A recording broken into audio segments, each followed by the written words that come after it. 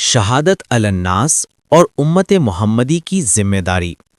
قرآن مجید میں اللہ تعالیٰ نے امت مسلمہ کو ایک عظیم مقام عطا فرمایا ہے۔ اللہ فرماتا ہے کہ تمہیں امت وسط بنایا گیا ہے تاکہ تم لوگوں پر گواہ بنو اور رسول تم پر گواہ ہوں۔ یہ مقام کوئی اعزاز خالی نہیں بلکہ ایک بھاری ذمہ داری ہے جسے شہادت علی الناس کہا جاتا ہے۔ شہادت علی الناس کا مطلب یہ ہے کہ امت مسلمہ اپنے قول، عمل، اخلاق اور نظام زندگی سے دنیا کے سامنے حق کی گواہی دے۔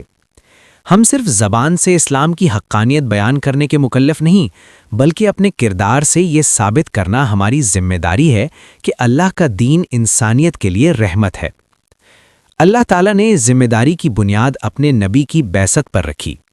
سورۃ الاحزاب میں ارشاد ہوتا ہے، یا ایھا النبی انا ارسلناک شاہدا ومبشرا ونذیرا وداعیا الی اللہ باذنہ وسراجا منیرا۔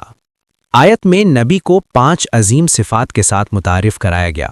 آپ گواہ ہیں، خوشخبری دینے والے ہیں، ڈرانے والے ہیں، اللہ کی طرف بلانے والے ہیں اور روشن چراغ ہیں۔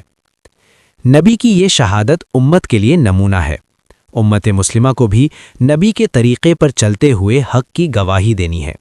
اگر ہمارا لین دین ظلم پر مبنی ہو، اگر ہمارے اخلاق خراب ہوں، اگر ہمارے فیصلے ناانصافی پر کھڑے ہوں، تو ہم شہادت علی الناس کا فریضہ ادا نہیں کر سکتے۔